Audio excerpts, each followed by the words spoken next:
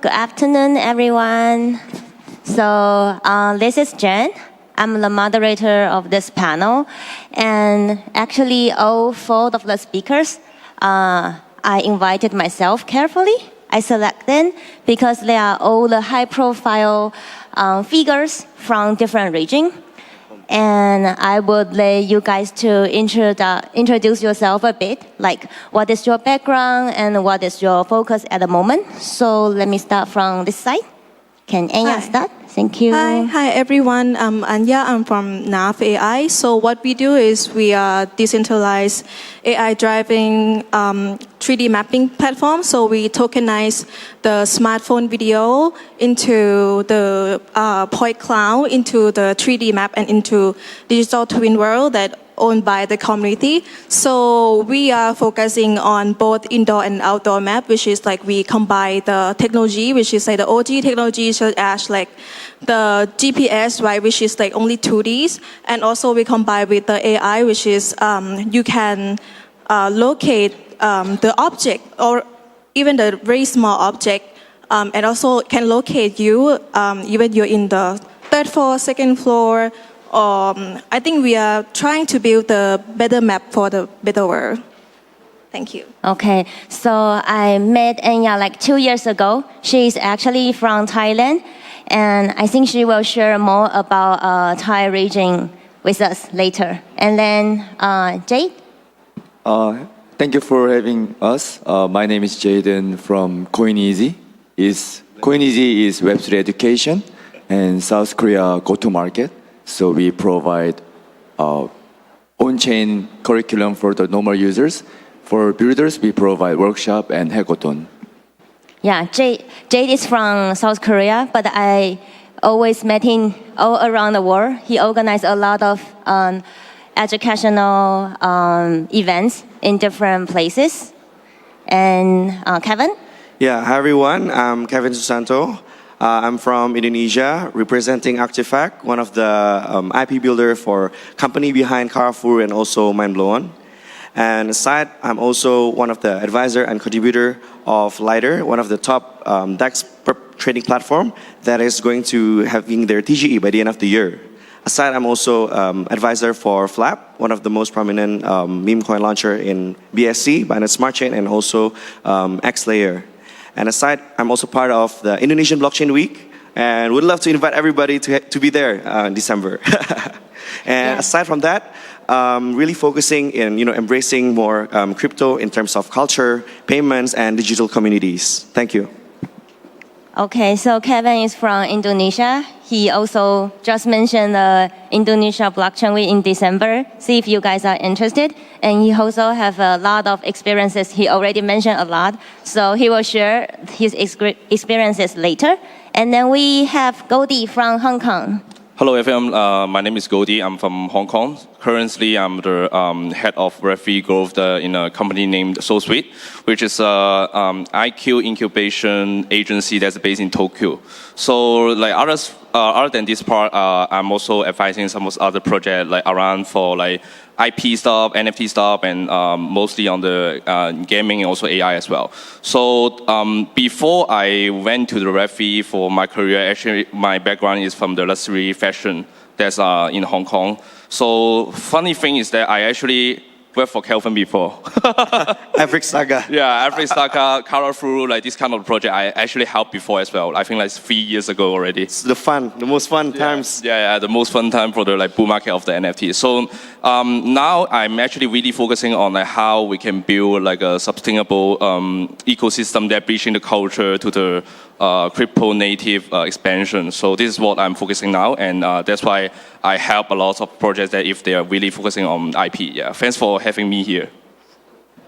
Yeah, so this panel, I gather 4 very good KOLs, also entrepreneurs from different regions. So now I want you to share more about the region that you live. So what is the current Web3 trend in your regions? Like, because we have Thailand and Indonesia to tell more about the Southeast Asia. Also, Jade can talk about East Asia Korean, and maybe all the other places you've been to. And Goldy can talk more about Hong Kong and maybe some mainland China. I think you can also cover that part.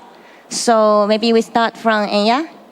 Yes, I think first of all, I think like same as global, which is like the trend right now is AI, DP in RWA, right?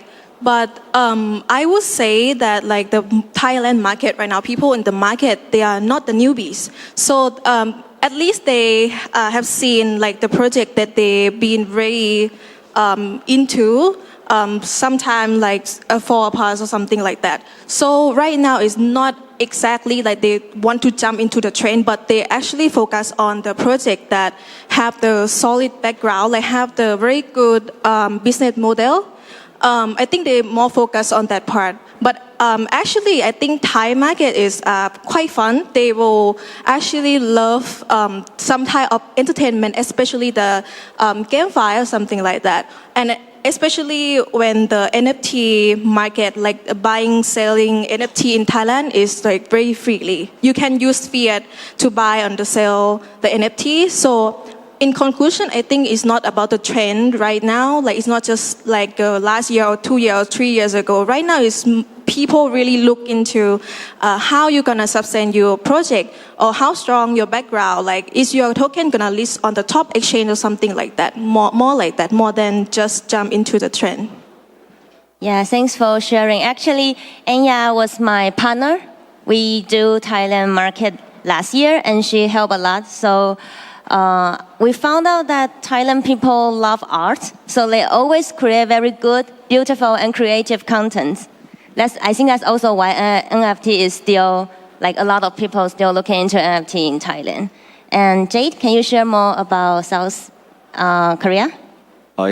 South Korea, the stablecoin and the ETF is really trend these days. So like all the Web2, like banks and like fintech, even messenger app, Kakao and Line, focus on stablecoin, Korea currency, won, stablecoin on chain. So I think DeFi is really, RWA, DeFi is really trend in Korea.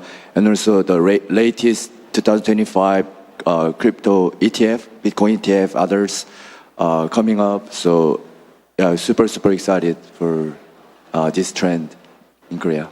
Okay, and Kevin? I think for Indonesia, it's pretty much more into the retail adoptions. I see a lot of Indonesian people are trying to tap into crypto. And for me, the most easiest way for people to tap in is through memes.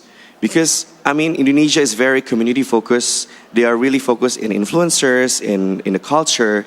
And if you all know, one of the top icons of NFT and also memes recently is Indonesians. If you know, back in 2021, there's one guy named Gozali who do his selfies like every day. He got like 1,000 of his selfie collection and he posted in OpenSea. I bought it probably like around 0.05 and we pump up all the way to like 1 ETH. It's so fucking crazy. He becomes into a global phenomenon and it's so crazy. And that's how the culture is shaped up, in my opinion. And maybe the recent one is the Aura boat kit, you know, the dance? Yeah, I think that's also one of the memes that pretty much come from Indonesia. So I think memes itself is a way where people started to learn on how to make a wallet, on how to trade, and understand the on-chain culture itself. So I think that's one of the way. And the second way is like, for me, the government in Indonesia is pretty much open right now. They're starting to create good rules and regulations for the crypto players, having associations, setting up the final tax. So for people who trades in Indonesia, basically they will get like 0.1% out of the buy and sell. So there are no any more profit that will be taxed after that. So I mean, the future is looking good for Indonesia as the adoption increases. Yeah. Oh, thanks for sharing. I also heard the boy, do the selfie every day. Yeah. Yeah, I think people still talking about this case. Yeah. Still till last year. Yeah, absolutely. Yeah. And also regulation issue in Indonesia, I think is also quite important. I heard a lot of friends in Indonesia, like doing media or KOLs, they are also looking into this field. Yes, because I mean, there's a lot of unregulated stuff that they need to pretty much settle it for the country as well. So totally the same situation in Taiwan. Yeah, pretty much the same, right? Yeah. And Goldy, can you share your experience? I think talking about Hong Kong is quite a very special place. I think Anya, your project is also building something in Hong Kong as well, right? So Hong Kong, when people ask me like what's the trendy stuff, right? I will always say license. Yeah, license. I think a lot of people know that like Hong Kong actually is like since last year, the government is giving out the license for the exchange. And then this year is giving out the license for the OTC desk, and also discussing about the regulation about the stablecoin license as well. So license is very important in Hong Kong. I think there's a lot of like different reasons. One of the most special thing that for Hong Kong this place is that I think first is of course of the culture. So because we are mixing for the Western and also the Eastern culture.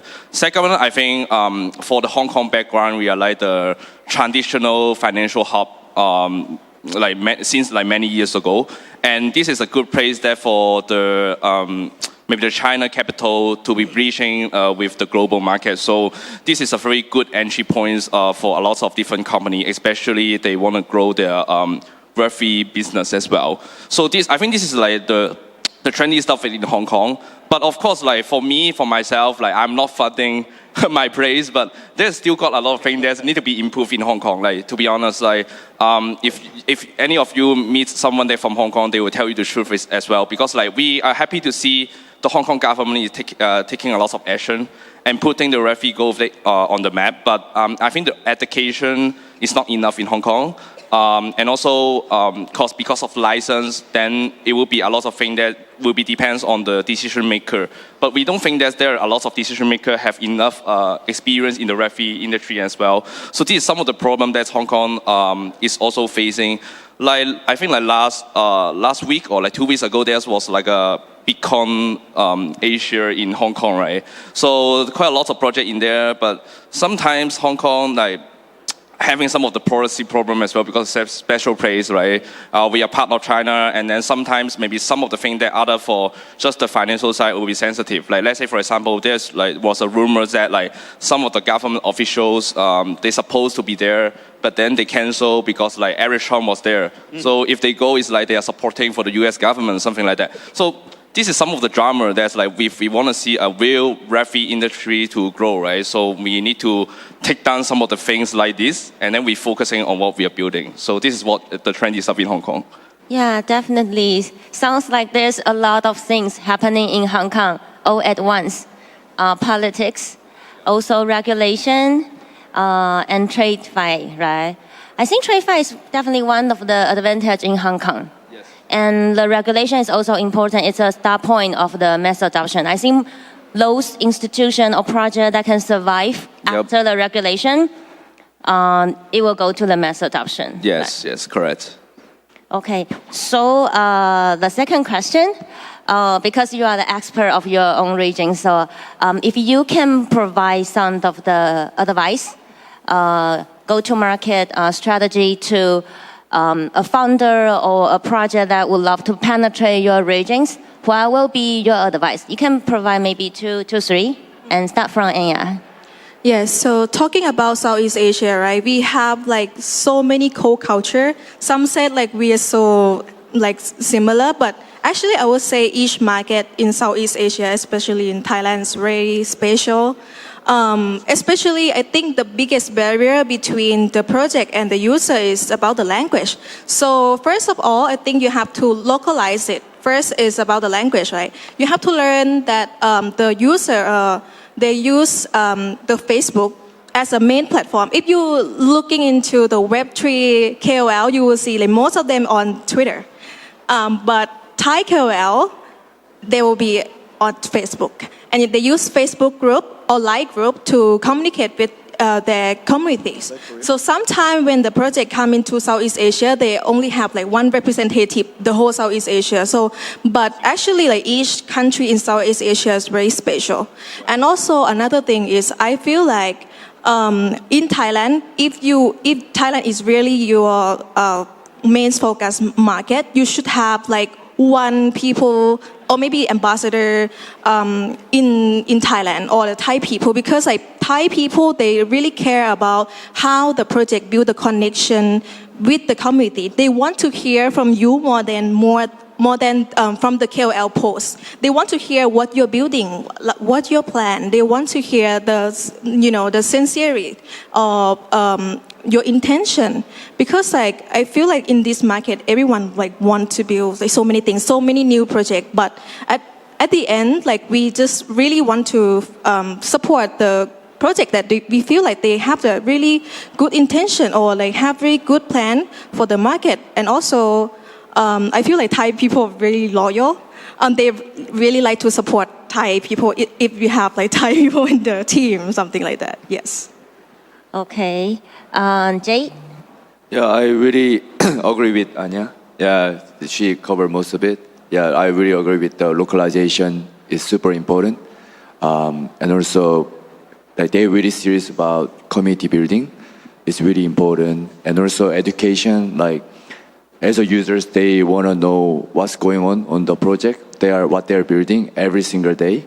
So it's our job to broadcast that, all those updates from the projects and make the contents easy to digest for the local people.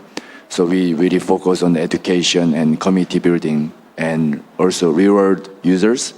So they take their time to research and participate the community. So we really value, reward, share the pie with our community. So yeah, that's our style, CoinEasy, and also it's good to do those strategy in South Korea. Yeah, I heard that most of the Korean, they watch the Naver blog and Telegram. But is this also, Web2 people also watch these two channels? Yeah, Naver blog and most of the Telegram KOLs are on Telegram. And some are now onboarding on X. So YouTube, X, Telegram, those are the most you need to aim. And also Naver blog. Yeah. Understood. Kevin, can you share more about Indonesia and maybe Southeast Asia? All right, for my take, it's basically it's definitely the community first approach. Well, the project needs to build the basic needs, the Discord, the TikTok, the Twitter, the platform, basically to complete all the basic needs that information for the audience basically to digest and do the marketing the Web3 way. Because if we do the Web2 way, obviously the Web3 people won't take a bite out of it. And secondly, obviously localization towards your target market. Because in my opinion, if you could understand someone's culture, you will get the retail adoptions immediately. You need to speak the language. Just like, for example, me being here, invited by you guys in Taiwan, we are so connected because perhaps I can share the same language, like the Chinese, everything as well, right? So when the culture meets, definitely the adoptions will be there. And the third, maybe work with the local parties, local exchanges, DeFi's, government, those networks, if it is really good connected, I think those adoption will be much, way more impactful than if it's not been done. Is there a lot of local projects in Indonesia? There are a lot, definitely. Oh. That's why a lot of projects, let's say outside of Indonesia, they try to negotiate with the Indonesian government for the payment, for the DeFi. Everything needs to be discussed and tap into the local market. Maybe through some memes and you need the approach to be very close with your customer in order to get their trust and also their interest in order to interact with the project. Yeah. Yeah, I've working with some of Indonesia partner before, and I find they are very proactive. I think it's a very good energy. Yeah, absolutely. How about Hong Kong? Hong Kong is, I think there's some of the strategy that you can take if you really want to grow your company or projects in Hong Kong. Right. First of all, it's maybe a little bit similar to what Anya said for Thailand, but for us, it's I think it's better that you always prepare. You have a Chinese team and also the people that who can speak English as well in Hong Kong, because Hong Kong, we have a lot of different type of the people, a lot, and a lot of people seeing Hong Kong as an entry for the whole China market. So that's why if you just preparing your stuff in English, maybe like it's not really friendly for the Chinese. And if you're just preparing for the Chinese, then maybe like some of the people from Europe or others that they are living in Hong Kong, they don't understand as well. So this is the first point that I think like a lot of projects, if they want to build in Hong Kong, they make sure that they have the team members that from both of the language, that really fluently in both of the language. So second thing is that if you are really building something that in Hong Kong, you should be like attending more events or even like some of the private events as well, because I think making friendship that with the people that's in Hong Kong, especially for those key players and some of the company are really important. Hong Kong actually got some of the very famous company, like for example, Animoker, very big one, right? And Meme Land from Bitget, right? And like some of the traditional venture, maybe like Newman Group, something like that, is also like quite well known in this industry. So it's better that if you really want to build in Hong Kong, you can go to have a connection with them, know more about what they are building. And then the last point is I would recommend all the projects, if they really want to build in Hong Kong, you should treat Hong Kong as like a launch pad. So what does it mean is that I actually usually don't use like the localization terms in Hong Kong, because Hong Kong, this place, a lot of us from Hong Kong, we actually always flying out and flying in. So the people that you get in touch in Hong Kong, maybe every year they also travel a lot. So Hong Kong is a place that's very good for your networking, because once your project have like a lot of people know and they travel to like other parts from the world, they will also share what they know to others. So this is like a launch pad. It's like bigger than what's doing in localization, this kind of the strategy. So this is something that's very special for Hong Kong as well. You can treat Hong Kong as a launch pad, get your networking in here. Then maybe suddenly, maybe half years later, you can heard about some of your friends from Europe also know your project because of this situation. Yeah. Yeah, all the advice are very practical. I think the Hong Kong is a little similar to Singapore, like very international, Yeah. and the talents comes and goes. They stay, they make connection, Yes. they travel around. But if you stay in touch, it will be very helpful. Yes, right? yes, that's correct. But I also think it's not easy to get in the inner circle of Hong Kong. Like I cannot speak Cantonese. Then it's difficult, right? No, but I think actually our local language is Cantonese, but I don't feel it's really like a requirement if you want to build something here, because of our education, then most of the people that in Hong Kong, they speak Chinese and also English as well. So I think these two languages is good enough if you want to do something in Hong Kong. Yeah. Okay, last question. Because I think in this run, till now, the only mass adoption product is still trading. So this question is a little bit tough. I want to know, I think all the audience want to know, aside from trading, what's the mass adoption feature or sector that you think has the most potential in your region? It can be PayFi, e-commerce, DeFi, or other stuffs. Okay, start from Anya. I think this is very tough question for me, but after thinking about it, I think it's gonna be airdrop. So it's about the incentive. It's not really about either your DeFi, GameFi, AI, or whatever. If you have the good incentive, the people ready to jump in. For example, I will give you the example, but don't tell them that I told you. In Thailand, WorldCoin is doing very big. Even the people that they don't really into Web3, they don't know anything about Web3, but what they do is I don't say that they're good or bad, but their localize is so good. People come to them, and if that people doesn't know anything, they explain it. They do it, simplifies and even the national television in Thailand even talk about this, because this, I think they did pretty good job about catching the market in Thailand. So I think it's gonna be airdrop. Yes. Yeah, I think WorldCoin just tried to get into Taiwan market in the past 2 months. I also can see they penetrate quite quick because of the reward system, the referral system. Yeah, and Jay? Yeah, after U.S. market pushed the pushing the stable coin, PayFi and DeFi will change the game in Korea in general, because our government really push hard for like Korean won stable coin and all the fintech and bank getting into DeFi, stablecoin market, and users can actually onboard on chain using stablecoin and paying with the stablecoin at the small business, and the small business can reduce the fee from the credit card and stuff, Visa and MasterCard. Then they can provide much more service return to the users. I think that would be really onboarding a lot of users. Actually, they want to get more benefit using stablecoin, and it eventually onboard a lot of users to Web3, and there will be like DeFi for Korea stablecoin. They can get the yield, and with the yield they can invest other things. And yes, there will be so many different products will be out there. That's kind of my prediction. Yeah, I think the retails in Korea, they are very, they are high risk preference. So if the government can do more and they are willing to participate, this is definitely one of the touching points for mass adoption. And Kevin?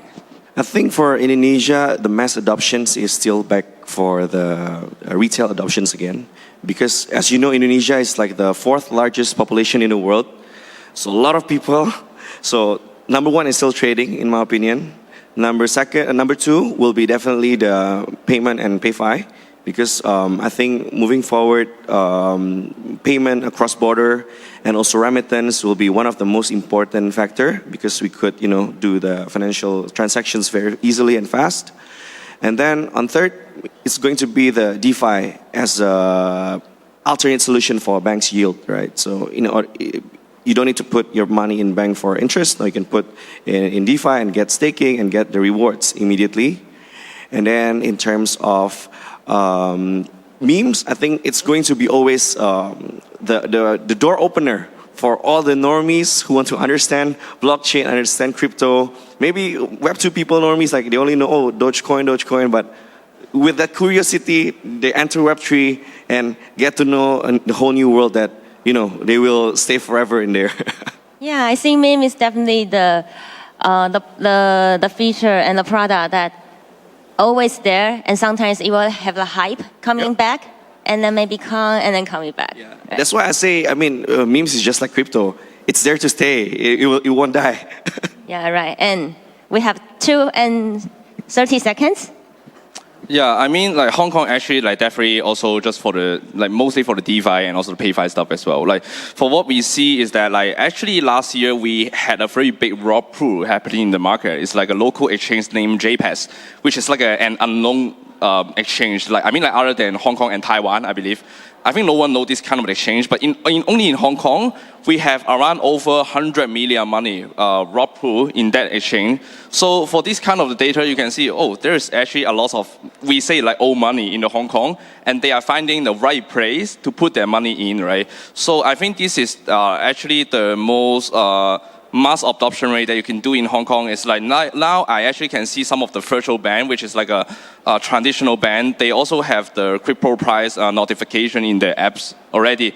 So more people would love to trust this kind of the bank when they take more action to like maybe attracting people to put their money into crypto to invest in there. I think this also align why Hong Kong government are pushing a lot of license, because that's something bad happened in last year as well. So I won't say like trading is the most mass adoption rate in Hong Kong. We are not really trading like Korea. Maybe Korea trade a lot. I know like upbeat volume is very crazy, right? Incense crazy. Yeah. So, but in Hong Kong, I think a lot of people looking for is like more. I would say more like the financial assets managing tool, something like that. They want to put their money safely, maybe, or very stable, increasing for their savings, something like that. So this kind of the stuff, they will be very attractive for them. But of course, you need to get your credibility. You have to be trusted by some of the like bank or some of the big company in Hong Kong. That would be the best way to do the mass adoption in Hong Kong.